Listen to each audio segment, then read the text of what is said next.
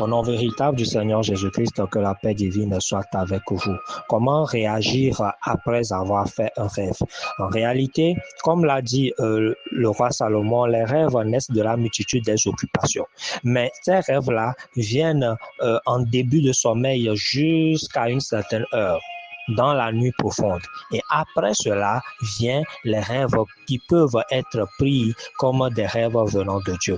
Maintenant, comment distinguer entre un rêve normal et un rêve venant de Dieu? Si vous avez l'Esprit de Dieu en vous, l'Esprit va vous le dire. L'Esprit va insister sur un rêve que vous avez fait et vous dire que ce rêve-là, ça vient de Dieu. C'est un message que vous avez reçu. Maintenant, quand c'est un mauvais rêve, comment réagir? Ce n'est pas la peine de s'affoler, ce n'est pas la peine de crier, de faire des combats. Non, ce qui se passe, c'est qu'il faut juste que vous parliez à Dieu.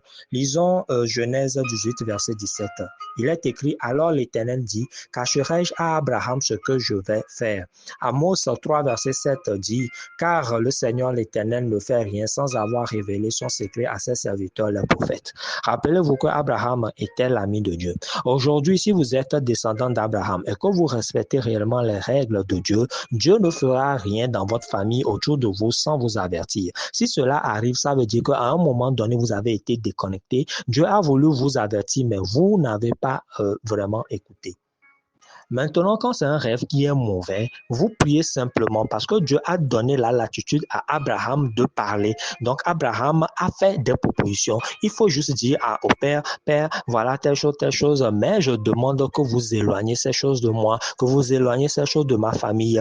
Et Dieu va le faire. Dieu, en fait, est en train de vous présenter les choses afin que vous réagissiez. Vous avez vu, Abraham a réagi et il a fait des demandes et Dieu a accordé. C'est la même chose pour vous. Maintenant, ce qui est important, c'est que les rêves qui sont positifs, les rêves qui vous montrent de bonnes choses. Souvent, les gens rêvent, ils se lèvent, c'est bien, mais ils se taisent. Non, il faut parler. Comme vous parlez pour les cauchemars, quand vous parlez pour les mauvais rêves, il faut parler aussi pour les bons rêves. Il faut dire à Dieu, Père, ce que vous m'avez montré, c'est bien. Alors, je demande, je veux que cela se manifeste. Alors là, vous avez activé maintenant le processus de matérialisation de ce que Dieu vous a montré dans le songe. Ce que Dieu vous a montré, ce n'est pas encore arrivé, mais comme il vous aime, il vous donne maintenant la possibilité de demander, de choisir. Et quand vous choisissez, cela va arriver. Donc, ne vous effrayez pas pour les mauvais rêves et surtout pour les bons rêves.